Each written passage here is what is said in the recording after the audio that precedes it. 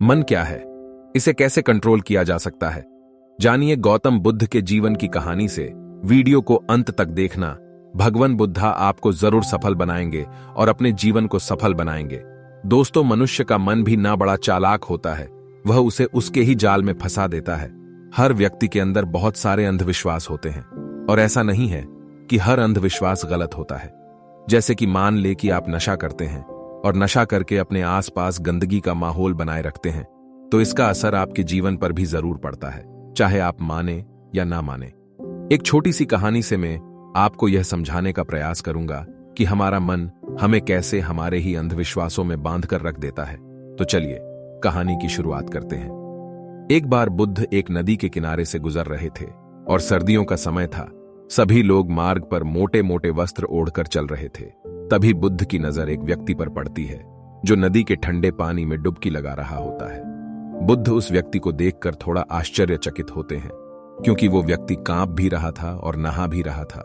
बुद्ध उस व्यक्ति से इतनी ठंड में नदी में डुबकी लगाने का कारण पूछते हैं। फिर वह व्यक्ति बुद्ध को बताता है कि वह सुबह सुबह नदी में नहा धोकर पूजा के लिए जा रहा था।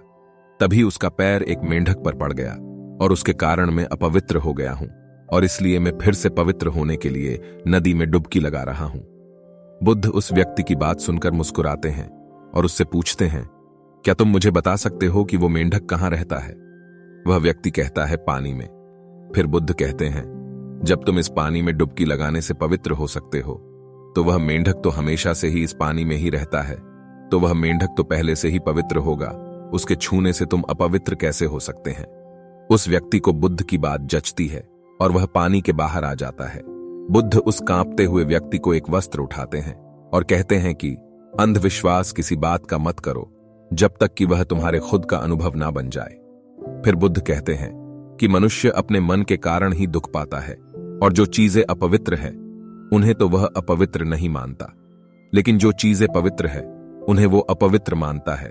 जैसे कि लोग नशा करते हैं, व्यभिचार करते हैं और एक दूसरे से घृणा का भाव भी रखते हैं, लेकिन इन्हें वो अपवित्र नहीं मानते।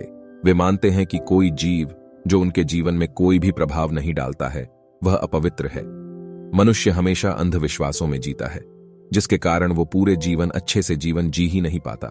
फिर वो व्यक्ति बुद्ध से पूछता है कि सबसे बड़ा अंधविश्वास क्या है? फिर बुद्ध कहते हैं कि मनुष्य का सबसे बड़ा अंधविश्वास यह है कि उसे लगता है कि वह अपने मन के द्वारा ही अपने मन से मुक्त हो जाएगा, यानी अपने मन के द्वारा ही अपने जीवन के सभी दुखों से मुक्त हो जाएगा। तुम अपने चारों तरफ देखो, तुम पाओगे कि हर व्यक्ति अपने ही मन के जाल में उलझा हुआ है। कोई डर हुआ है तो कोई उम्मीदों में जी रहा है और किसी को यह लगता है कि कल सब कुछ ठीक हो जाएगा। लेकिन वास्तविकता यह है कि जब तक मनुष्य अपने मन को नहीं समझेगा तब तक कुछ भी ठीक नहीं हो सकता, और यही शाश्वत सत्य है। वह व्यक्ति बुद्ध से पूछता है कि मन को कैसे समझा जाता है। बुद्ध कहते हैं कि जागरूकता के द्वारा। पूरे दिन में जब भी याद आए जागरूक होकर देखो कि तुम्हारा मन तुमसे क्या करवा रहा है। तुम्हारा मन बार बार तुम्हें भुलाने का प्रयास करेगा, लेकिन तुम्हें बार बार प्रयास करते रहना है।